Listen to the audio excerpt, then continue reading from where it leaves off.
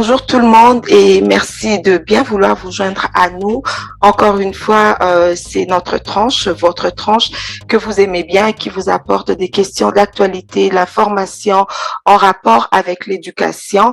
Aujourd'hui, dans le cadre de cette rubrique, j'ai choisi de parler de l'éducation supérieure universitaire congolaise et le système de Bologne. En 2014, le gouvernement en place avait promulgué une nouvelle loi cadre instituant le système en RDC. Aujourd'hui, cette année après, qu'en est-il en effet? C'est quoi le système de Bologne? Quels sont les avantages et les inconvénients que présente ce système? Et pour répondre à toutes ces questions, j'ai choisi d'inviter pour vous Monsieur Paulin Moulatrice. Alors, Monsieur Moulatrice, un grand professeur, comme je le disais, il a eu à me massacrer lors de ses examens. Aujourd'hui, j'ai la chance de l'avoir sur mon plateau. Je vais essayer de lui rendre la monnaie de sa pièce, si je pourrais. Et voilà, Monsieur Moulatrice, bonjour. Bonjour Betty. Comment allez-vous? Ben, je vais bien et vous-même?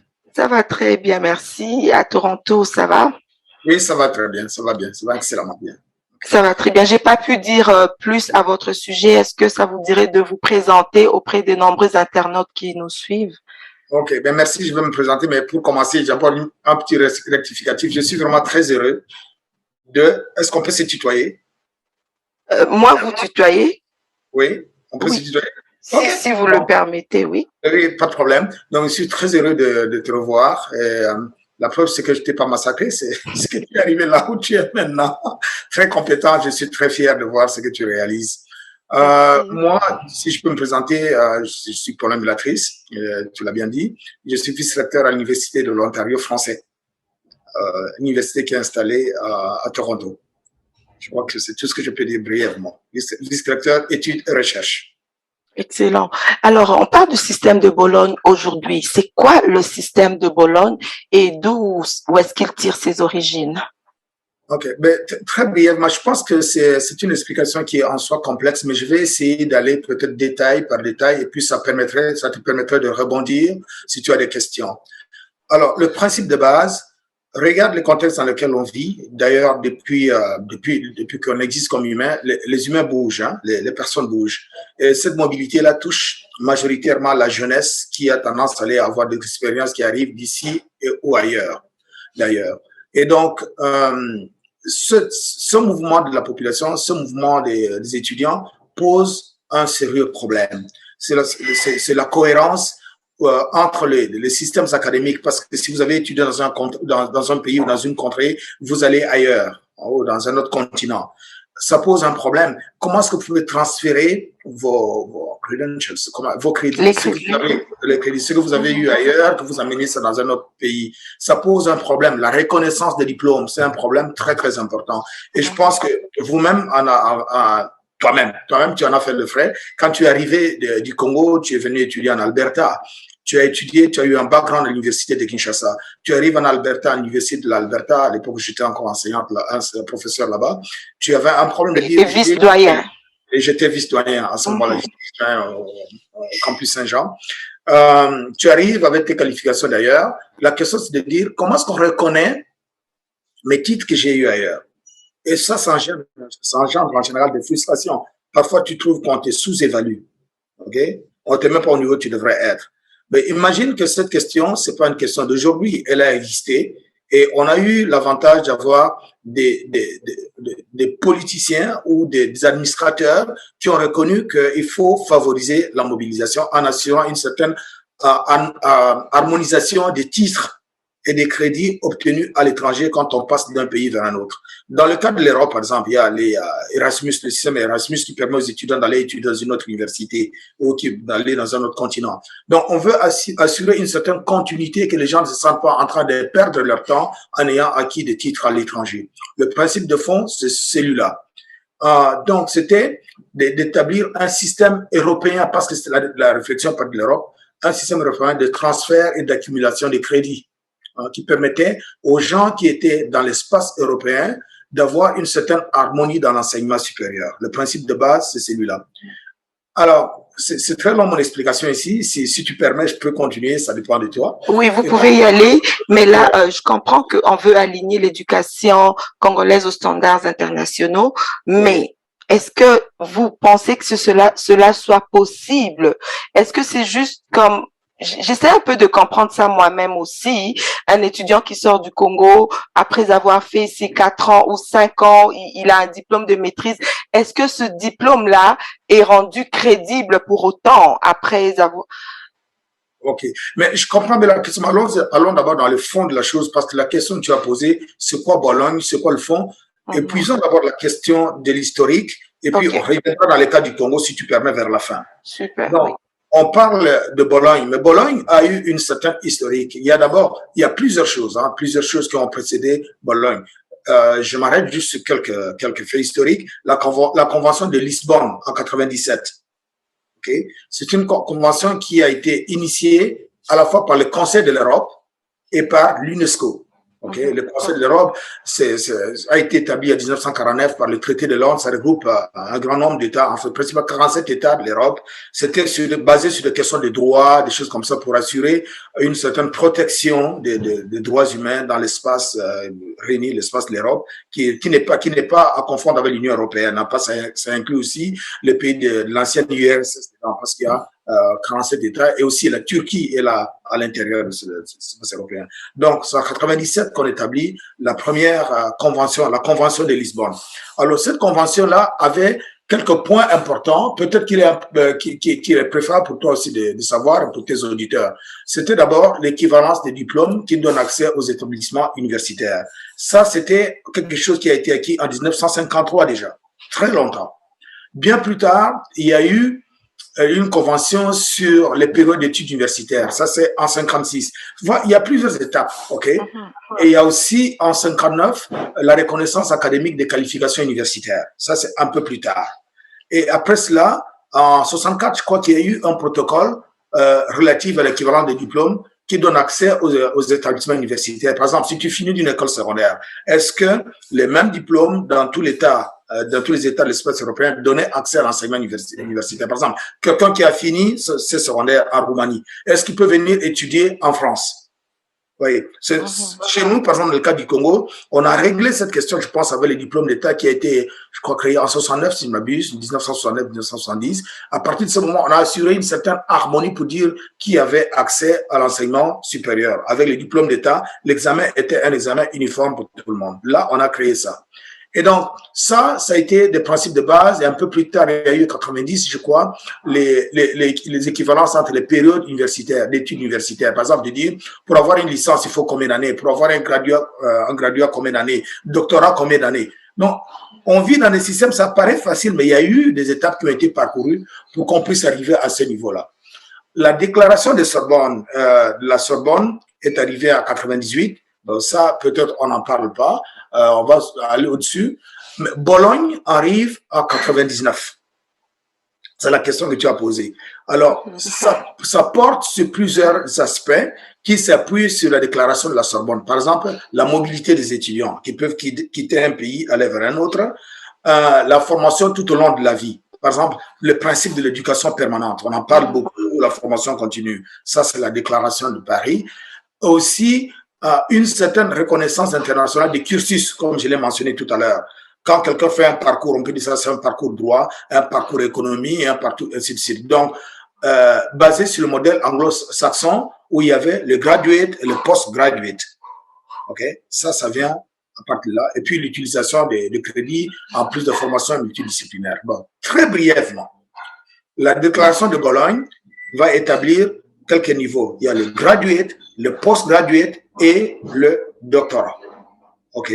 Donc, ce principe de base pour dire quelles sont les périodes d'études, comment est-ce qu'on reconnaît les cursus. En ce moment-là, on a établi le principe de mobilité des étudiants en allant d'un pays vers un autre.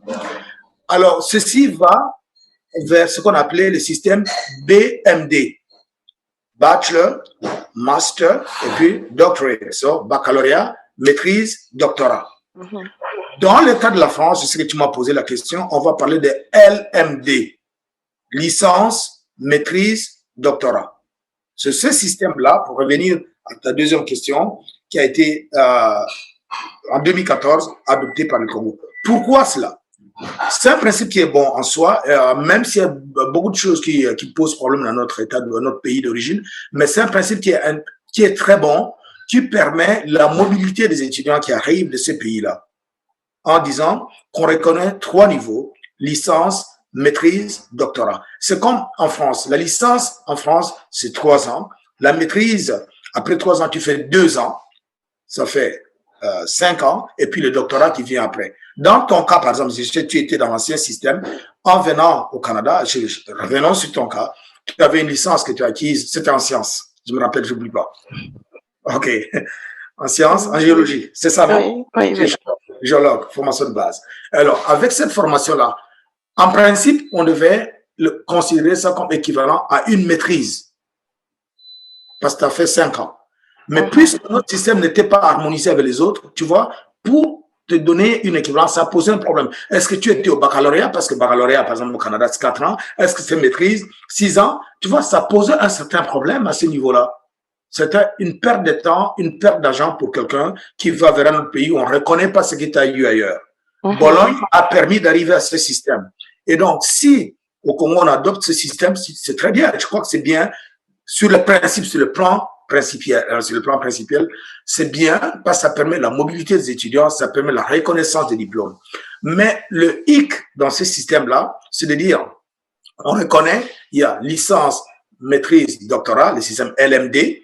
Où est-ce qu'on positionne, par exemple, le DES, le diplôme qui vient après la maîtrise pour aller au doctorat? Donc, il faut qu'on insère ça quelque part pour permettre aux gens d'aller vers le doctorat. Alors, je ne sais pas si à ce niveau-là, c'est un peu plus clair pour toi, LMD, BFD, l'historique, j'ai essayé d'être un peu bref. C'est complexe, mais j'ai essayé de résumer tout.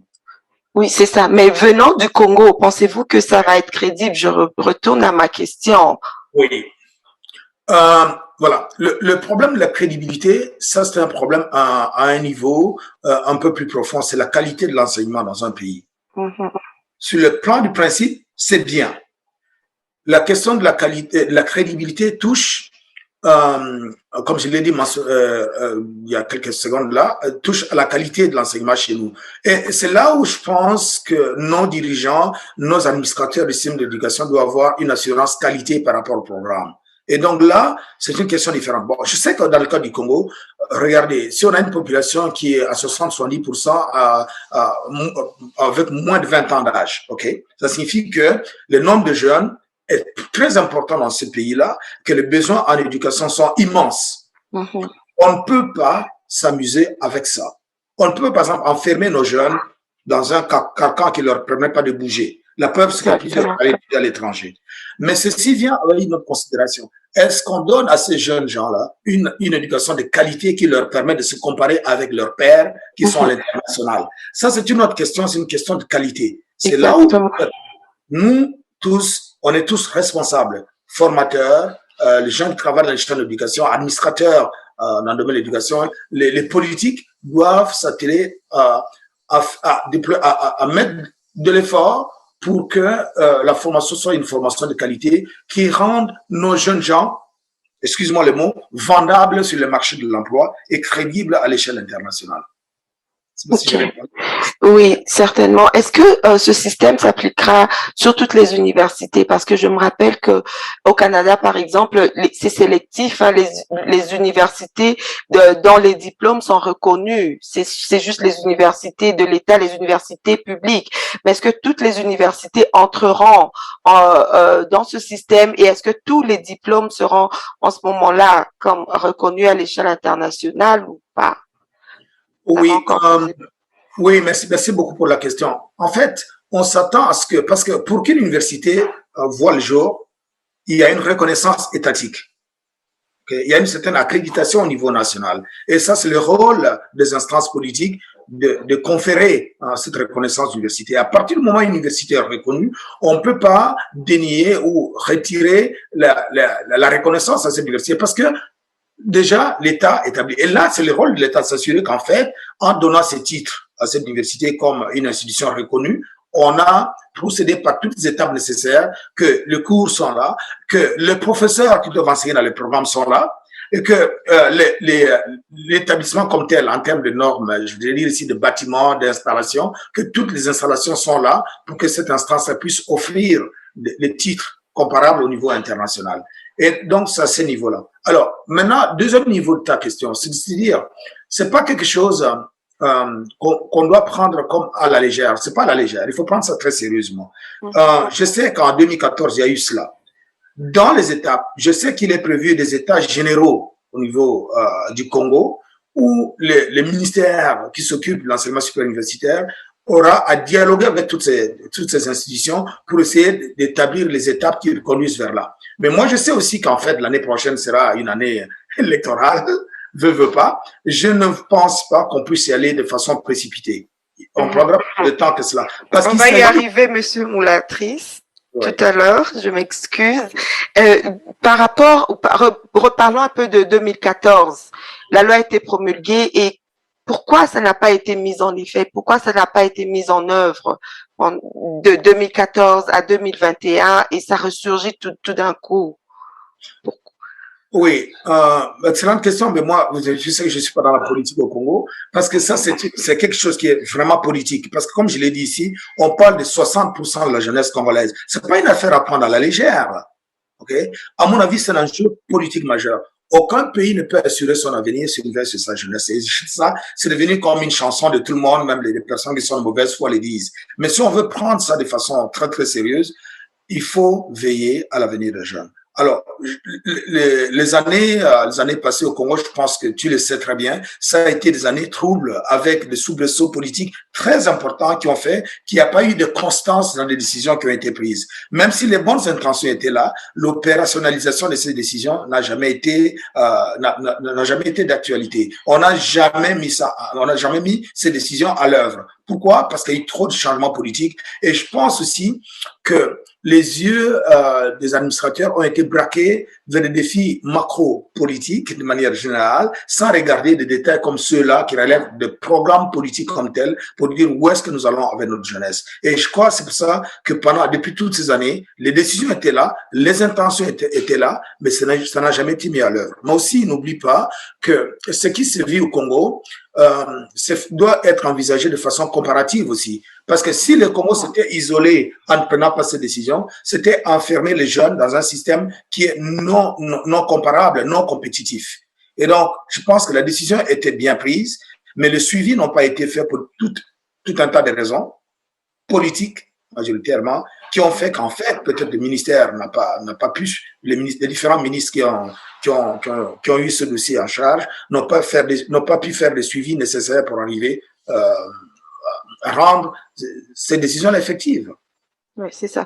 Mais comment pensez-vous que la RDC soit justement capable de réadapter son programme en fonction des exigences de la LMD? Moi, je pense que à la base de tout, ça prend d'abord une conscience que nous n'avons pas de choix que de le faire.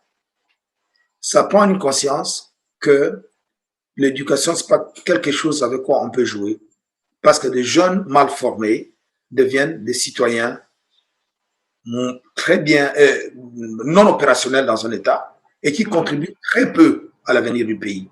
Et en même temps aussi, ça nous défavorise. Vous savez, je pense que dans le cas du Congo, si j'élargis la discussion, quand on parle Congo, nous avons pris le défaut de penser qu'en fait, on parle Congo seulement en termes de richesse minière, de richesse sous-sol. C'est la grosse erreur. Notre première richesse, c'est d'abord le capital humain. Capital humain. Si on n'a pas ce capital humain, nous avons beau avoir tout ce que nous avons au sous-sol, dans notre sous-sol au Congo, on n'ira nulle part avec, parce que l'expertise, nous n'en aurons pas. Ça sera des experts étrangers qui viendront exploiter le Congo et ça sera jamais à notre avantage. N'oubliez pas qu'il y a très, très longtemps, De Gaulle disait que, par exemple, dans le cas de la France n'a pas d'amis, la France a seulement des intérêts. Et les gens qui viennent vers nous, viennent pour leurs intérêts. Ils viennent pas pour ça. Et donc, nous avons intérêt à former nos jeunes, à les rendre compétitifs sur le marché étranger. Si on ne fait pas ça, je crois que ce sera la grande perte pour notre pays. C'est tout ce que je peux dire de façon très globale. Mhm. Mais outre la reconnaissance, outre l'aspect reconnaissance internationale, quel est, à votre avis, ou quels sont, à votre avis, les inconvénients et les avantages de ce système? Parce que on s'entend que tous les étudiants congolais, après leur cursus universitaire, ils s'en vont pas tous à l'étranger. Il y en a qui restent au Congo. Qu'est-ce que ce système leur apporte tout en restant au Congo? Est-ce qu'il y a plus d'avantages pour eux autres ou il y a plus d'inconvénients? Je pense qu'il y a plus d'avantages parce que, regardez, nous ne pouvons pas faire bande à part. Le monde va évoluer sans nous. Il va évoluer sans nous. De rentrer dans ce système-là, c'est la première chose d'assurer la mobilité. La mobilité. Parce que je comprends ce que tu veux dire, qu'il reste au Congo. Mais quand tu restes au Congo, c'est pas dire que tu vas, tu fais un serment tel que tu sortiras jamais du Congo. À un moment donné, tu peux bouger, aller ailleurs, ne serait-ce que pour des stages, des formations doctorales, parce qu'il faut pas se le cacher. À un moment donné, je pense qu'il y a 2-3 ans, le ministre des Affaires supérieures avait interdit même la création de nouveaux cycles supérieurs, troisième cycle pour le doctorat au Congo, parce que la qualité n'était pas là. Ceci veut dire que nous sommes en recul par rapport à d'autres pays où ces formations de troisième cycle ont été promues.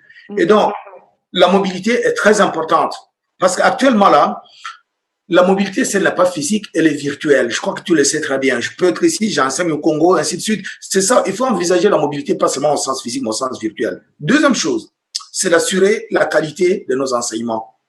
C'est de se dire que ce que nous avons au Congo est comparable à ce qui se fait à l'extérieur. On assure une certaine standardisation des cursus de formation à travers cette réforme-là. De dire qu'en fait, un master, dans ton cas, qui était en génie, en géologie, est comparable à un master en géologie qui se donne par exemple en Belgique ou en France. On a des points de repère qui sont comparables parce que vous êtes, en termes de cursus, vous comptez les années de la même façon, la qualité des programmes devient comparable et tu peux te faire prévaloir de la qualité de ta formation sans te gêner avec quelqu'un qui a suivi la formation à l'étrangère. Et donc, ça, pour moi, ce sont des avantages qu'il ne faut pas oublier. Donc, c'est vraiment un grand avantage pour nous. Nous ne pouvons pas faire bande à part. Nous avons besoin d'être là. Regarde, je reviens sur l'exemple que je t'ai donné. Tu quittes le Congo. Je reviens sur ton cas. Parce que c'est un cas vraiment symptomatique. Tu quittes le Congo. Tu viens au Canada. Je voudrais m'assurer que toi, en quittant le Congo, avec ta maîtrise, plutôt que d'aller refaire ton cursus, tu peux aller directement vers le doctorat, plutôt que d'aller recommencer vers le DES, plutôt que d'aller recommencer une formation parce qu'on ne reconnaît pas ton cursus.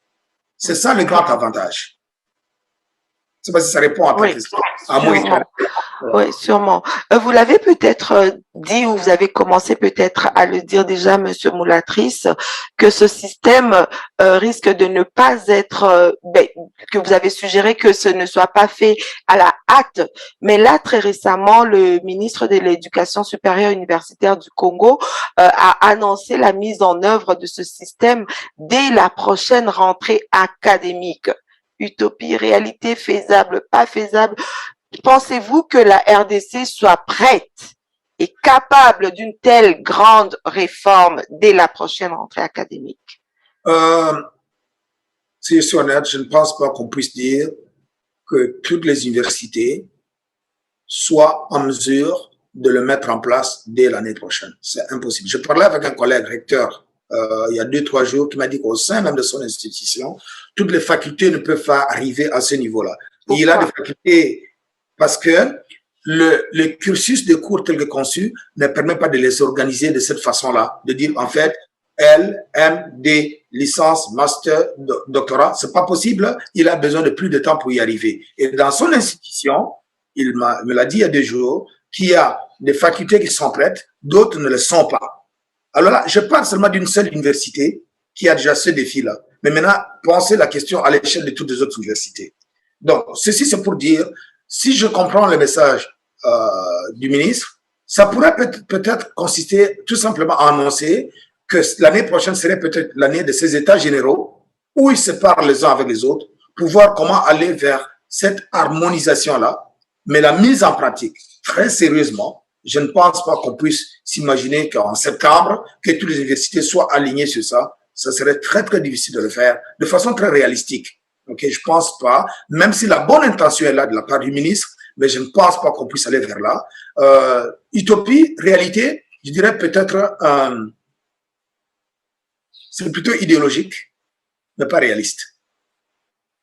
Okay. Vous sentez-vous à l'aise de donner votre position? Je crois que vous l'avez déjà dit, pour ou contre ce système? Oh, ok. Moi, le système, le principe, oui. Parce que moi, j'opère dans l'administration des universités. Je vois plusieurs étudiants qui tombent sur ma table avec des processus d'évaluation, avec des difficultés, principalement pour les étudiants qui arrivent du Congo. La plupart sont désavantagés. Je vois plusieurs cas de gens qui arrivent du Congo, qui viennent dans l'université canadienne. L'évaluation de leur dossier pose problème, comparé aux étudiants qui arrivent, par exemple, du Sénégal, ou des pays de l'Afrique de l'Ouest, qui ont déjà eu un pas d'avance par rapport à ce système-là. Nous sommes en retard. Donc, si tu me posais la question pour ou contre, je dirais oui, sur le plan du principe, on a attendu trop longtemps avant de mettre ça en pratique. On devrait déjà être dans ce système depuis longtemps. Maintenant, est-ce que nous sommes prêts pour réaliser ça dès l'année prochaine? Non. Je pense que le message, il est bon, mais il nous faut encore du travail, il faut de la consultation avant d'arriver à cela. Parce que autrement, on risque de vendre la fumée et il n'y aura pas de la qualité derrière ça. Parce que, regardez, je venais de le dire ici, dans le cadre de l'Europe, c'est pour ça que je suis venu là-dessus. J'ai commencé à remonter à 1953. J'ai fait ça exprès pour répondre à ça. C'est de 53 jusqu'à 98, quand tu parles de Bologne. Combien d'années? Plusieurs années. Il y a eu du travail. On ne peut pas penser qu'une réforme aussi importante, qui concerne près de 60% de la population d'un pays, puisse être faite comme ça à la va-vite. Je pense qu'il faut prendre ça avec tous les sérieux. Le principe, il est bon, mais donnons-nous le moyen de bien faire pour ne pas sacrifier des jeunes. Que notre LMD soit LMD consistant, valable à travers toutes les universités du Congo et qui permettent à nos diplômés d'être crédibles sur le marché, aussi bien national qu'international. Monsieur Moulatrice, votre dernier mot. Mon dernier mot, je crois beaucoup dans la jeunesse congolaise. La jeunesse est l'avenir de notre pays. Nous devons donner du temps à l'éducation. C'est la seule façon pour nous de valoriser notre pays et d'assurer l'avenir de notre pays. Et je pense qu'on a perdu trop de temps. La première ressource de notre pays, c'est d'abord la ressource humaine. Okay? Et la seule façon de valoriser cette ressource, c'est de donner des formations qui soient crédibles. Des diplômes qui valent la peine, pas des diplômes qui ne valent qu'un papier dont les gens se moquent derrière des portes. Il faudrait qu'on travaille sérieusement.